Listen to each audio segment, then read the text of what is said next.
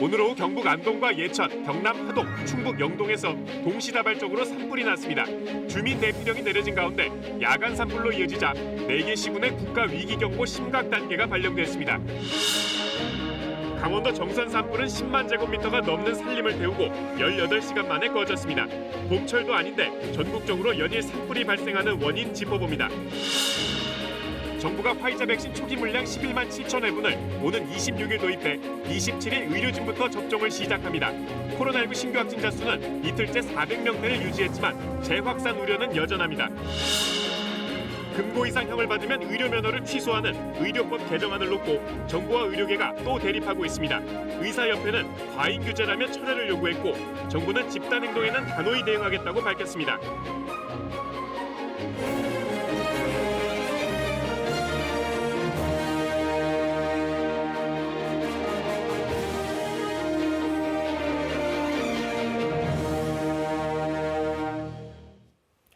네, 모두 안녕하십니까? 오늘 경북 안동과 예천, 또 경남 하동, 충북 영동 등 4개 지역에서 산불이 발생했습니다. 아직 인명피해는 없지만 산림청은 이 4곳에 산불 위기경보 심각 단계를 발령했습니다. 밤사이 진화 작업이 이어질 것으로 보이는데 오늘 9시 뉴스는 동시다발적으로 발생한 산불 상황부터 자세히 전해드리겠습니다. 먼저 경북 안동 산불 현장 연결합니다. 안상혁 기자, 불길이 상당히 가까워 보이네요. 날이 어두워진 데다 바람까지 거세서 진화가 좀 어려운 상황일 텐데 불길이 좀 잡히고 있습니까? 네, 아직까지 불길이 잡히지 않고 있습니다. 산림청과 소방당국은 장비 50여 대, 인력 600여 명을 동원해 진화 작업에 총력전을 펴고 있지만 아직까지 불을 잡지 못하고 있습니다. 산불이 한때 주민들이 사는 민가 100m 앞까지 바짝 내려온 만큼 안동시와 소방당국은 민가로 불이 번지지 않도록 방화선을 구축하고 있습니다. 현재까지 인명피해는 발생하지 않은 것으로 알려졌습니다. 산불은 오늘 오후 3시 20분쯤 경북 안동시 임동면 야산에서 시작됐습니다. 불이 나자 산림청과 소방당국은 헬기 10여 대와 인원 100여 명을 투입해 진화 작업에 나섰습니다. 또 산불 화재 동원령 1호를 발령해 경북과 대구, 경남, 충남 등의 소방 인력과 장비를 집결시키고 있습니다. 현재는 바람이 다소 잦아들었지만 한때 초속 5m의 강풍이 불면서 진화에 어려움을 겪고 있습니다. 불길이 민가 쪽으로 번지면서 안동시는 재난 문자 메시지를 통해 인근 주민 70여 명을 대피시켰고 국도 34호선을 통제하고 있습니다. 네, 주민 대피령 내려진 곳도 있다고 방금 말씀하셨는데 다 안전히 대피하셨나요? 네, 위험 지역 주민들은 대부분 대피했습니다. 처음에는 많은 주민들이 긴급 대피했다가 불길에서 먼 지역에 사는 일부 주민들은 밤이 돼서야 집으로 돌아왔습니다. 주민들은 또 자발적으로 산불 진화에 나서 소방 인력을 도와 동네 쪽으로 내려온 산불을 끄기도 했습니다. 산림청은 오늘 오후 5시 45분 경북 안동과 예천, 경남 하동, 충북 영동 등 4개 시군에 산불 재난 국가위기경보 심각 단계를 발령했습니다. 위기경보 심각 단계를 발령한 4개 시군은 오늘 산불이 발생해 현재 진화가 진행 중인 곳입니다. 한편 전해철 행정안전부 장관은 해당 지자체 방재당국에 가용 자원을 신속하게 투입해 피해를 최소화하고 야간 진화 과정에서 인명피해가 발생하지 않도록 해달라고 당부했습니다. 행안부도 대책지원본부를 가동하고 상황관리반을 현장에 급파해 진화 인력과 자원을 총력 지원하겠다고 밝혔습니다. 지금까지 안동 산불 현장에서 KBS 뉴스 안상혁입니다. 네, 그럼 여기서 KBS 재난방송 CCTV와 시청자 여러분께서 보내주신 영상을 통해 오늘 산불 어떻게 진행됐는지 알아보겠습니다. 유동엽 기자가 정리했습니다. 해가 질 무렵인 오늘 저녁 7시 경북 안동시입니다. 다리를 건너는 차량들과 진화 인력들 너머로 검은 연기와 화염이 보입니다. 바람을 타고 화염이 거세지는 모습이 먼 거리에서도 확인됩니다. 희뿌연 연기는 민가 쪽으로도 계속해서 몰려듭니다. 영상을 찍은 시청자는 인근 주민들이 대피하고 있고 31번 국도는 차량이 우회하고 있다고 전했습니다. 도로에 인접한 야산에서도 불길이 거세게 타오릅니다. 이마호 캠핑장에 있다 영상을 제보한 시청자는 캠핑장으로도 불길이 번졌다고 전했습니다. 해가 진 뒤 거세진 산불은 먼 거리에서도 확인됩니다. 능선을 따라 빨간 불길이 이어진 모습이 도로 건너편에서 촬영됐습니다. 경북 영주시에서는 도로를 지나는 차 바로 옆으로도 화염이 보입니다. 영상을 촬영한 시청자는 차 안에서도 불길이 느껴질 정도였다면서 현재 도로 통제도 이뤄지고 있다고 전했습니다. KBS 뉴스 유동엽입니다. 네, 지금 이 시각에도 진화 작업이 진행 중이고 불길을 잡는 데는 앞으로도 상당한 시간이 걸릴 것으로 보입니다.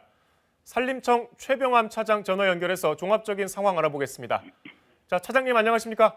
네, 안녕하십니까? 먼저 이 각 지역 상황부터 좀 간략하게 정리해 주세요. 네, 오늘 전국적으로 산불이 동시다발로 일어나서 그중 네 군데 안동, 예천, 하동, 영동 지역이 야간 산불로 진행 중에 있습니다. 풍속이 3m, 4m 이상 거세게 불어서 주간에 가용자원을 헬기 등 가용자원을 총동원했지만은 실패하고 날이 어두워서 야간으로 지금 이어진 상황입니다. 네 군데 모두 화선이 1km 이상이고요. 특히 안동 지역은 화선이 5km 이상 광범위하게 지금 진행되고 있습니다. 안동 지역이 좀 민가가 가까이 있어서 굉장히 위험했습니다만은 민가 지역 방어에는 지금 성공한 상황이고요. 다행히 그 화두가 인동면 지역을 지나서 산림 지역으로 진행 중이어서 인명 피해는 괜찮다고 생각을 합니다. 네, 차장님. 근데 산불은 보통 봄철에 많이 발생하잖아요. 2월에 이 위기 경보가 심각 단계까지 올라간 것은 상당히 이례적인 상황 아닙니까? 네, 아마 올해 처음으로 그동안 이런 경우는 없었던 것 같습니다. 지금 심각 단계는 산불 위험지수 86 이상 지역이 70% 이상이거나 산불이 동시다발해서 대형 산불로 확산될 개연성이 높을 때 발령하는데요. 오늘이 바로 그런 상황이 되겠습니다. 그래서 저희 산림청에서 심각 단계를 발령을 했고요. 다수 민가가 분포한 안동 지역이 굉장히 특히 위험해서 그렇게 발령을 했습니다. 네, 차장님. 야간이라서 이제 헬기도 뜰 수가 없을 텐데 예상은 어렵겠지만 언제쯤 불길이 잡을 걸로 보십니까? 네, 헬기는 일단 지금 철수했습니다만은 야간 진화를 위해서 지금 공중진화대나 특수진화대 등 훈련이 된 정예 진화 요원을 투입해서 야간 진화에 나서고 있습니다.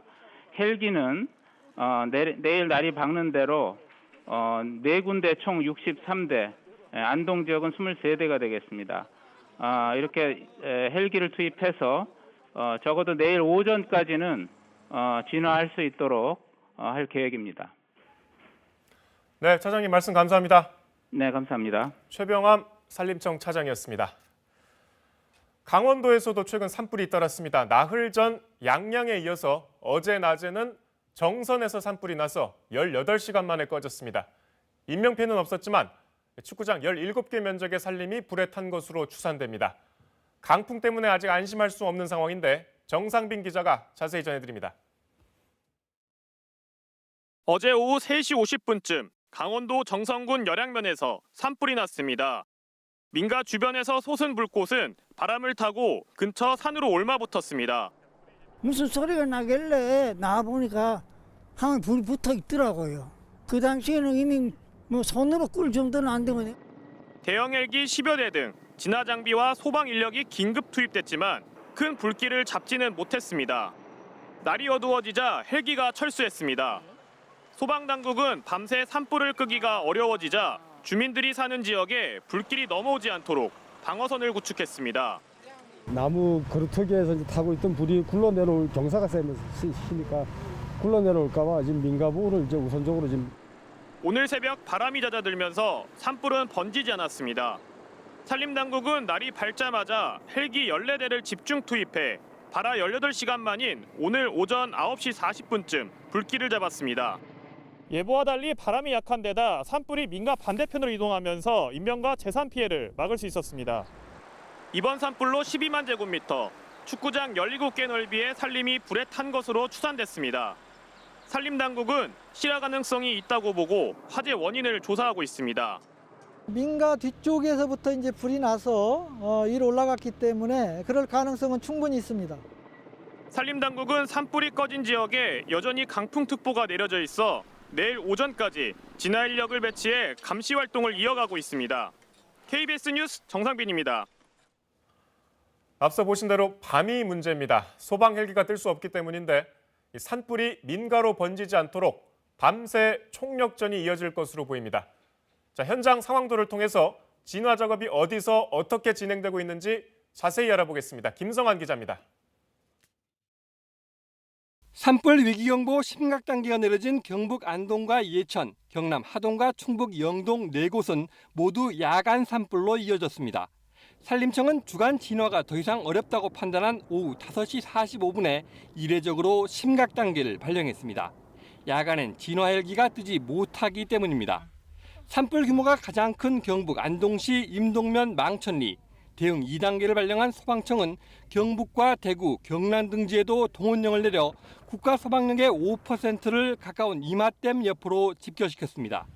이마호 북쪽에서 발생한 산불은 남서풍을 타고 최대 7km 정도를 이동하며 거주 지역인 임동면을 위협하고 있습니다. 산림과 소방당국은 야산에서 임동면으로 이어지는 산기슭에 600여 명의 인력을 집중 배치했습니다. 현장의 습도는 50% 이하지만 다행히 풍속이 초속 5m 수준으로 매우 강하지는 않은 상황입니다. 경북 예천군 감천면 증거리 산불은 현장에서 동쪽으로 100m 정도 떨어진 곳에 민가가 있습니다. 야산과 민가가 만나는 지역에 200명에 가까운 진화 인력이 배치됐습니다. 충북 영동군 내곡면의 산불은 초속 7, 8m의 강풍을 타고 불티가 날아가는 비화 현상이 발생해 10여 동의 민가로 산불이 확산되지 않도록 500여 명이 배치됐습니다. 민가와 다소 떨어진 경남 하동 산불엔 현재 500여 명이 투입됐습니다. 해마다 건조한 봄철이면 매일 산불이 자주 나지만 한 달 가까이 계속된 건조특보와 강풍특보로 2월부터 전국에 동시다발로 연일 산불이 이어지고 있습니다. KBS 뉴스 김성환입니다. 다음은 코로나19 백신 소식 알아보겠습니다. 접종 일정이 확정된 아스트라제네카 백신에 이어 화이자 백신이 오는 26일 국내에 도착합니다. 도착 하루 뒤인 27일부터 의료진에게 우선 접종할 예정인데요. 이렇게 아스트라제네카와 화이자 이 두 가지 백신으로 코로나19 집단 면역을 향한 첫걸음을 떼게 됐습니다. 신지혜 기자입니다.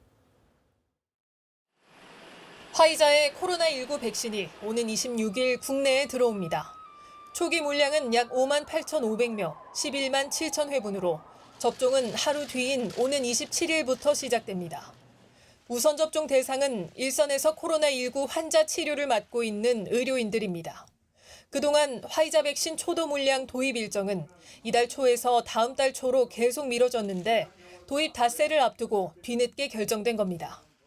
정부가 책임지고 안전성과 효과성을 검증한 만큼 이를 믿고 백신 접종에 적극 동참해 주실 것을 당부드립니다. 국내에서 위탁 생산하는 아스트라제네카 백신과 달리 이번 화이자 백신 물량은 국제 백신 공동구매 프로젝트인 코백스 퍼실리티를 통해 들여옵니다. 이로써 이달 접종을 시작할 수 있는 백신 물량은 아스트라제네카 150만 회분과 화이자 11만 7천 회분으로 확정됐습니다. 초기 백신 접종 참여율은 높을 거로 예상됩니다. 정부 조사에서 요양병원과 시설 등의 65세 미만 입소자와 또 의료진 등 첫 접종 대상 36만 명 중 약 94%가 접종에 동의한 것으로 나타났습니다. 백신에 대한 신뢰를 높이려면 해외처럼 고위공직자부터 접종해야 한다는 지적도 있는데 정부는 일단 선을 그었습니다. 백신 동의율이 높은 데다 또 형평성 문제도 고려해야 하는 만큼 굳이 그럴 필요가 없다는 게 이유입니다. 국민들께서 만약에 불안하시면 당연히 맞아야죠. 그런데 그렇지 않은 상황이면 저희들은 조금 뒤에 맞는 게 더 맞지 않나 그런 생각입니다. 한편 정부는 코로나19 백신 접종일로부터 7일 동안은 헌혈에 참여할 수 없도록 헌혈 금지 기간을 설정했다고 밝혔습니다. KBS 뉴스 신지혜입니다. 국내 코로나19 신규 확진자는 하루 새 416명 늘었습니다. 주말 검사 건수가 크게 줄어 이틀째 400명대를 유지했지만 재확산 우려 여전한데요. 가족이나 지인 모임, 병원, 직장 등 일상생활을 고리로 한 전파 사례가 좀처럼 줄지 않고 있기 때문입니다. 확진자 1명이 몇 명을 감염시키는지를 나타내는 감염 재생산 지수는 최근 1.1 안팎까지 올랐는데요. 지난 1월 0.79 수준까지 떨어졌다가 연휴가 끝난 뒤 다시 1을 넘어서며 유행 재확산 우려를 낳고 있습니다. 정부는 오늘부터 서울과 인천, 경기, 충남 등 외국인 근로자의 밀집도가 높은 지역에 임시선별검사소 14곳을 설치합니다. 이 방역 관리를 강화하기 위해 선제 검사를 확대하기 위해서인데요. 또 새학기 개학을 앞두고 학교 방역 전담 인력을 대폭 늘리기로 했습니다. 허유진 기자의 보도입니다. 다음 달 새학기 개학을 앞두고 열린 교육부와 질병관리청의 화상회의. 올해 등교 수업을 확대하기로 한 만큼 막바지 학교 방역 대책을 점검하기 위해서입니다. 우선 전국 각급 학교에 방역 전담 지원 인력 5만 4천 명이 집중 배치됩니다. 전국 단위로 모집하는 학교 기숙사의 입소생들을 위해 입소 전 무료 진단검사가 지원됩니다. 개학 일주일 전인 모레부터는 학생들은 앱을 통해 건강 상태를 진단해 체크해 볼 수 있고 개학 후 2주를 특별 모니터링 기간으로 정했습니다. 수도권에선 대규모 사업장에서 발생한 집단 감염 여파와 일상생활을 통한 산발적 감염이 지속돼 확진자 수가 늘고 있습니다. 경기도 용인시청 운동부에선 새로운 집단 감염이 확인됐습니다. 지난 19일 유도 선수 1명이 처음 확진된 뒤 누적 확진자가 14명이 됐습니다. 기숙사를 함께 사용한 선수들과 가족, 헬스장 직원 등으로 전파됐습니다. 최근 외국인 노동자들이 집단 감염된 남양주시 플라스틱 공장과 관련해서는 14명이 추가로 양성 판정을 받아 모두 162명으로 확진자가 늘었습니다. 서울 순천향대학교 병원과 관련해서도 하루 새 환자가 5명 늘어 전국에서 200명이 넘게 확진됐습니다. 수도권의 유행 확산 추이가 계속되고 있는 점은 우려할 지점입니다. 다양한 생활 공간에서의 감염이 발생하고 있습니다. 거리두기 완화와 설 연휴로 인한 영향으로 지난 한 주간 국내 발생 하루 평균 신규 확진자는 455명으로 직전 주에 비해 100명 넘게 증가했습니다. 정부는 이번 주 확진자 추이를 지켜본 뒤 필요하다면 28일 이후 거리두기 단계를 조정할 때 상향하는 방안도 검토하겠다고 밝혔습니다.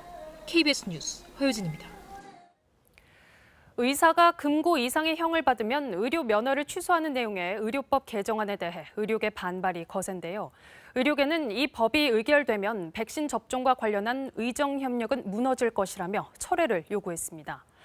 정부는 법 개정 취지를 의료계에 충분히 설명하겠다면서도 파업과 같은 집단 행동이 현실화하면 단호히 대응하겠다고 밝혔습니다. 우한솔 기자입니다.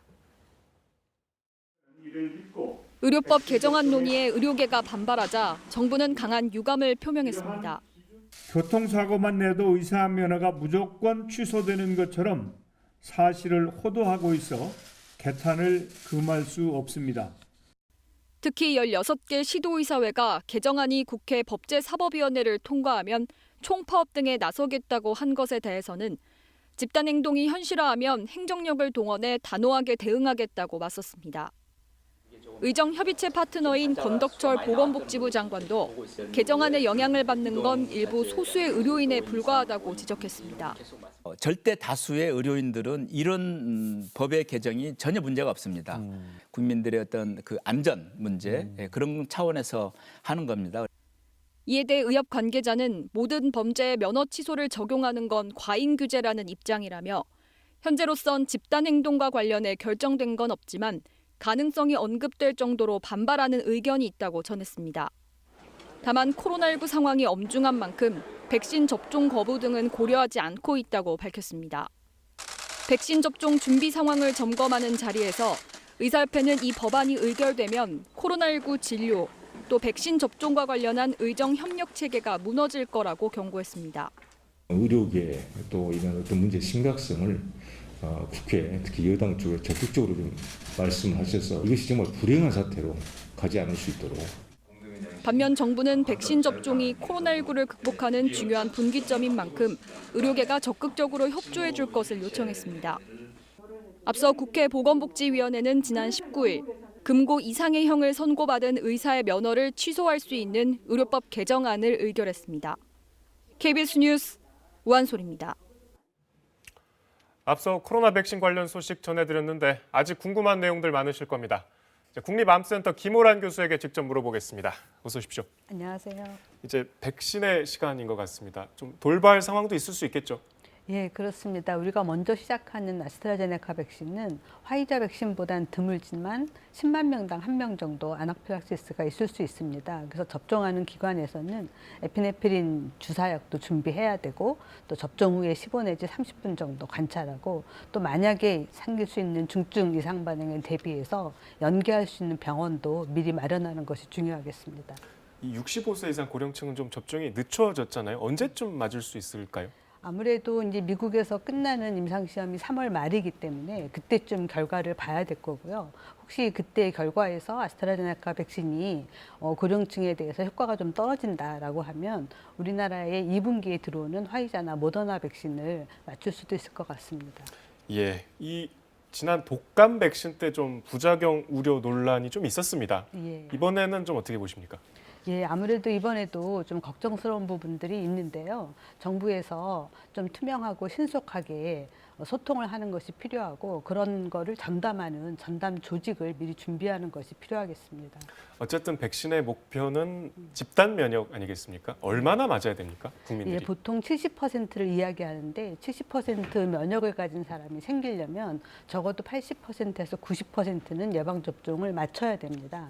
그렇지만 어느 정도 한 70% 정도 예방접종이 끝나면 이제 감염의 확산 속도는 크게 떨어지고 일상생활이 많이 회복될 것으로 보입니다. 그러니까 실제로 80-90%가 맞아야 그 정도의 이제 집단 면역이 생길 수 있다는, 그러니까 항체 형성이 가능하다는 말씀인데. 그렇습니다. 그러면 네. 접종률을 최대한 높여야 되는 거 아니겠습니까? 그거 어떻게 그렇죠. 높일 수 있을까요? 예, 접종률을 높이는 여러 가지 방법 중에 가장 중요한 것은 정보하고 국민들하고의 신속하고 투명한 소통이고 혹시라도 생길 수 있는 부작용에 대비해서 우리나라에서는 95년부터 이제 부작용 보상 체계를 운영하고 있거든요. 이런 부분에 대해서도 국민들께 소상히 알리는 것이 필요하겠습니다. 이게 이제 백신 접종을 가장 먼저 한 나라가 이스라엘인데 여기서는 앞으로 백신 접종을 완료하면 뭐 해외여행을 허가하겠다 뭐 이런 계획도 있는 것 같습니다. 좀 이런 색다른 아이디어도 필요하다는 지적이 있는데 어떻게 보십니까? 그렇습니다. 다양한 논의가 진행되고 있는데요. 우리나라에서도 마찬가지로 여행이라든지 아니면 그동안 이제 어려웠던 요양병원, 요양원에 계신 부모님을 만나 뵈는 거라든지 이런 부분 허용될 수 있고 혹시라도 이제 확진자하고 접촉했다고 하더라도 격리 기간을 좀 줄여줄 수도 있을 겁니다.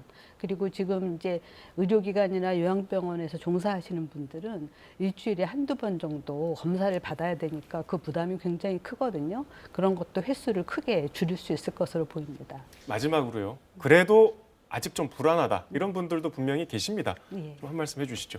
예, 크게 걱정하지 않으셔도 되고요. 일단은 이제 전 세계에서 이미 2억 명이 예방접종을 받았습니다. 아직까지 다행스럽게 심각한 부작용은 없는 것으로 보이고 예방접종은 나를 보호하는 것이기도 하지만 가족과 사회를 보호하는 것입니다. 천천히 다른 사람 맞는 거 보시고 접종하셔도 되겠습니다. 천천히 그러나 꼭 맞아야 된다. 이런 네, 말씀이죠. 그렇습니다. 말씀 감사합니다. 예, 감사합니다. 네, 다음 소식입니다. 코로나로 인한 경기 침체, 국내에서는 IMF 외환 위기 이후 최장기간 지속되고 있다는 분석까지 나올 정도인데 미국에서는 때 아닌 투자 열풍이 불고 있다고 합니다. 특히 주식과 부동산 투자가 유행처럼 번지면서 우리에게는 다소 낯선 현상도 나타나고 있습니다. 구체적인 사례들 먼저 보시죠. 뉴욕 한보경 특파원이 취재했습니다. 건축회사에 다니는 20대 달맨 씨. 4년 직장 생활로 9만 달러, 우리 돈 1억 원 가량을 모았는데 현재 80%를 주식과 비트코인에 투자하고 있습니다. 코로나19 지원금 1,800달러도 모두 주식을 사는 데 썼습니다. It doesn't make sense for me to just hold that in cash where it could depreciate in value. I was actually able to be more active in my stock investing while I was working remotely. 대학생 해바구는 중고 운동화를 판 돈으로 주식을 샀습니다. 수수료 없는 앱으로 쉽게 사고 팔다 보니 꼭 게임 같습니다. It's just so easy. You just download the app on the App Store for free. Once you start getting into trading, it's kind of like a game. 이 같은 투자 열풍에 미국에선 지난해에만 모두 1,000만 개의 증권 계좌가 개설됐고 뉴욕 증시 주요 지수들은 지난해 봄 최저점 대비 모두 70% 가까이 뛰어올랐습니다. So it's easier and cheaper to trade now, and others who offer no-cost trading. So it's kind of turned into a bit of an amusement for quite a lot of people. 부동산 시장도 예외는 아니었습니다. 지난 1년간 미국 집값도 크게 올랐는데 이 집값 상승을 주도한 건 이건 뉴욕 같은 대도시가 아니라 밀집도가 덜한 대도시 외곽 지역입니다. 우리하고는 양상이 좀 다릅니다. 맨하튼의 이 4층짜리 아파트는 세입자를 구하기 위해 1년에 2달 월세 무료를 내걸었습니다. You know, the pandemic, where hundreds of thousands of people left in a very short period of time. Consequently, that caused a lot of vacancies in the rental and in the sales market. 현재 맨해튼의 공실률은 5%가량으로 사상 최고 수준입니다. 하지만 강 건너 뉴저지로 가면 얘기는 달라집니다. 맨해튼에 살던 헤일리 씨는 지난해 8월 넓지만 저렴한 집을 찾아 이사를 왔습니다. 금리가 낮아 부담도 덜했습니다. We really can do mostly remotely. Now we know we won't have to commute all 5. 이런 수요 덕에 이 일대 집값은 지난해 13%가 올랐습니다. Housing prices in the surrounding suburbs around New York City have been rising to record levels. There isn't enough inventory to meet demand. 이렇게 대도시 외곽이 전체의 집값을 끌어올리면서 지난달 미국의 전체 기존 주택 중위 가격은 1년 전보다 14% 넘게 상승했습니다. 1월 가격으론 사상 최고가입니다. 왜 이런 현상이 나타나는지 뉴욕 연결해서 자세히 알아보겠습니다. 자, 한보경 특파원 방금 여러 사례들 보여주셨는데 어쨌든 미국도 코로나로 체감 경기가 얼어붙은 건 마찬가지잖아요. 자산 가격만 유독 이렇게 치솟는 현상, 이유가 뭘까요? 한마디로 실물 경기와 자산 시장의 방향타가 완전히 반대로 가고 있는 상황입니다. 미국뿐만 아니라 전 세계 공이 비슷한 상황인데요. 우선 돈이 많이 풀렸습니다. 지난해 미국 정부가 투입한 코로나19 경기 부양책 규모만 4조 달러, 우리 돈으로 4,400조 원가량입니다. 다음 달 목표로 1조 9천억 달러 규모의 추가 부양책도 추진하고 있습니다. 미국 경제는 70% 이상이 소비로 지탱이 되기 때문에 경제 살리려면 일단 일자리 잃은 국민들한테 쓸 돈을 나눠주는 게 당장 할 수 있는 최선입니다. 그런데 일상이 비대면으로 바뀌다 보니까 쉽게 말해서 돈을 쓰기가 어려운 환경이 됐죠. 집에만 있다 보니 쓸 돈도 예전보다 작아졌고요. 결국 풀린 돈이 자산 시장으로 흘러들어간 건데 앞에서도 보셨지만 미국에선 개인들이 자산 시장에 진입하게 된 데는 원격 근무 영향이 큰 걸로 분석이 되고 있습니다. 이런 현상이 꼭 바람직하다고 볼 수만은 없겠죠. 계층 간 격차를 더 벌리는 부작용도 있다는데 어떻습니까? 재택근무가 가능한 사람들, 코로나19에도 계속해서 돈을 버는 사람들입니다. 자산 투자할 여유도 그래서 있는 거죠. 더 나아가서는요, 이런 자산 시장 화랑은 결국 상위 계층의 부만 더 늘리게 되는데 실제로 미국 전체 가계의 순 자산에서 상위 1%가 차지하는 비중은 지난해 계속해서 증가했습니다. 지난 2008년 금융위기 이후에 미국에서 양극화가 심화된 전철을 그대로 다시 밟고 있는 셈이죠. 자산 가격이 계속해서 오를 수는 없으니 거품이 곧 꺼질 거다, 이런 우려도 나옵니다. 경기가 회복되면 금리가 인상되기 시작할 거고요. 미국 정부가 증세 등으로 푼 돈을 걷어들일 수도 있는데 이렇게 되면 자산 가격이 떨어질 수도 있다는 얘기입니다. 하지만 금융위기를 겪었던 미국이 시장에 큰 충격이 가는 재정이나 통화정책을 쓰지 않을 거란 의견도 나오고 있습니다. 고용 회복을 우선한 연착륙에 무게를 둘 거란 겁니다. 지금까지 뉴욕에서 전해드렸습니다. 미얀마 경찰이 군부 쿠데타에 항의하는 시위대를 향해 실탄 사격을 시작하면서 어제와 오늘 시민 3명이 숨지고 수십여 명이 총상을 입었습니다. 경찰의 강경 진압에 더 큰 유혈 사태가 우려되는데요. 미얀마 국경도시 메소세 특파원 나가 있습니다. 김원장 특파원, 시위 도중 경찰 총격에 숨진 여성의 장례식이 오늘 열렸다고요? 그렇습니다. 수도 네피도와 최대 도시 양곤에서는 수십만 명이 모여서 그녀를 추모하고 또 아웅산 수치 고문의 석방 등을 외쳤습니다. 지난 19일 경찰 총격으로 숨진 미아텍 카인의 오늘 장례식에는 어제 경찰의 무차별 총격 소식까지 전해지면서 하루 종일 긴장이 계속됐습니다. 내일은 여기에 국민 총파업도 예고돼 있습니다.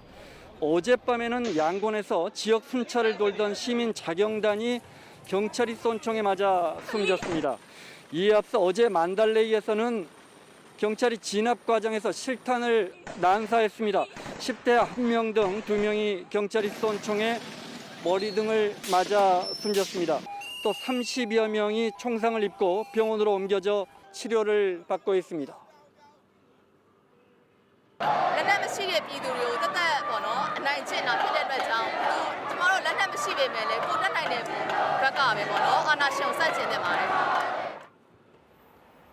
네, 이런 경찰의 유혈 진압에 국제사회의 비판도 더 거세지고 있죠.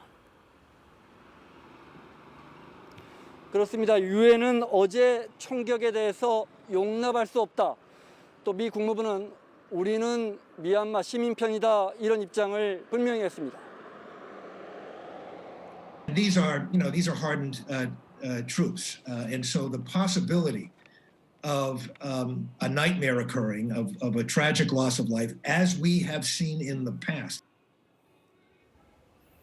네, 그리고 시위대들도 다른 나라 대사관에 도움을 호소하고 있다면서요. 그렇습니다. 미얀마 젊은이들이 연일 미얀마 주재 우리 대사관에도 찾아오고 있습니다. 들어보겠습니다.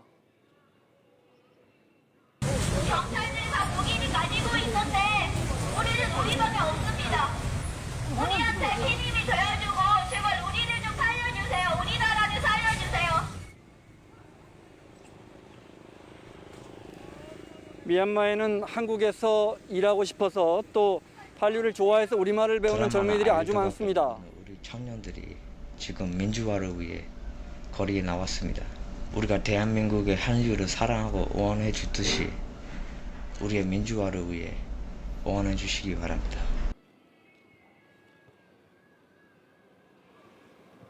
쿠데타와 민주화 시위 그리고 강경 진압의 미얀마 상황은 40여 년 전 우리 현대사와 참 많이 닿아 있습니다. 그래서 이들이 그 위기를 딛고 경제 발전과 민주화를 이룬 그 나라의 도움을 청하는 것은 어찌 보면 당연해 보입니다. 미얀마 국경 매속에서 KBS 뉴스 김원장입니다. 네, 충남 보령의 한 아파트 단지와 대형마트 사이에는 10m가량 뚝 끊겨 연결이 안 된 두 도로가 반년 넘게 방치되고 있습니다. 이를 모르고 진입한 차들은 막다른 길에서 되돌아가거나 끊긴 도로를 피해 인도로 주행하는 웃지 못할 일이 벌어지고 있는데요. 도심 한복판 기능을 상실한 도로, 대체 왜 이런 일이 생긴 걸까요? 백상현 기자가 취재했습니다. 아파트와 상가가 밀집한 충남 보령시의 한 도심. 대형마트 앞을 지나는 도로와 천여 세대 규모의 아파트 단지 앞으로 난 도로 사이가 뚝 끊겨 있습니다. 도로가 이어져야 할 자리엔 통행 불가 표지판과 철제 난간이 설치됐습니다. 지난해 6월 보령시가 14억 원을 들여 마트 앞에 새 도로를 완공했지만 기존 도로와 연결되지 못한 겁니다. 차들은 끊긴 도로를 피해 인도로 통행하거나 도로 끝에 와서야 막다른 길인 걸 알고 되돌아갑니다. 저거는 도로가 아니고 그냥 실패한 행정이죠. 이쪽에서 이제 모르는 사람들은 길이 있네 하면서 왔다가 막혔네 하고 다시 돌아가는 불편함은 있죠. 이용할 수 없는 길이다 보니 도로는 아예 주차장이 됐습니다. 두 도로의 연결 부지입니다. 10m가 좀 넘는데요. 시는 지난해 이 부지를 확보하지 못한 채 그대로 공사를 진행했습니다. 자치단체는 연결 부지를 확보하지 못한 채 지난 2019년 도로 신설 공사에 들어갔고 지난해 4월이 돼서야 땅 주인에게 토지 사용 승낙서를 보냈습니다. 보상을 놓고 협상이 결렬됐지만 공사는 계속 진행됐습니다. 그 예산을 반영한 상태에서 그대로 그 토지를 확보하면서 그 공사를 안 해놓으면은 거기에 따른 불법 경작이라든지 그런 문제점이 발생되기 때문에 시청 측은 문제의 사유지가 또 다른 도로 계획에 포함돼 있다며 제3의 도로를 만들면 모두 연결된다는 입장입니다. 하지만 해당 도로의 준공 예정일은 2024년. 뾰족한 해법이 없는 한 시민들은 앞으로도 3년 넘게 도심 한복판 새 도로를 이용할 수 없는 처지입니다. KBS 뉴스 백상현입니다. 네, 산불 소식 다시 한번 전해드립니다. 오늘 경북 안동과 충북 영동 등 전국 곳곳에서 산불이 나 진화 작업이 계속되고 있습니다. 이 산불이 발생한 4개 시군에는 산불 위기 경보 심각 단계가 내려졌는데요. 경북 안동의 산불 진화 현장 연결하겠습니다. 안상혁 기자, 지금은 불길이 좀 잡혔습니까? 네, 아직까지 불길이 잡히지 않고 있습니다. 산림청과 소방당국이 장비 50여 대, 인력 600여 명을 동원해 진화의 총력전을 펴고 있지만 불을 잡지는 못하고 있습니다. 산불이 한때 주민들이 사는 민가 100m 앞까지 내려온 만큼 안동시와 소방당국은 민가의 불이 번지지 않도록 방화선을 구축하고 있습니다. 현재까지 인명피해는 발생하지 않은 것으로 알려졌습니다. 산불은 오늘 오후 3시 20분쯤 경북 안동시 임동면 야산에서 시작됐습니다. 불이 나자 산림청과 소방당국은 헬기 10여 대와 인원 100여 명을 투입해 진화 작업에 나섰습니다. 또 산불 화재 동원령 1호를 발령해 경북과 대구, 경남, 충남 등의 소방 인력과 장비를 집결시키고 있습니다. 현재는 바람이 다소 잦아들었지만 한때 초속 5m의 강풍이 불면서 진화에 어려움을 겪고 있습니다. 불길이 민가 쪽으로 번지면서 안동시는 재난 문자 메시지를 통해 인근 주민 70여 명을 대피시켰고 국도 34호선을 통제하고 있습니다. 지금까지 안동 산불 현장에서 KBS 뉴스 안상혁입니다.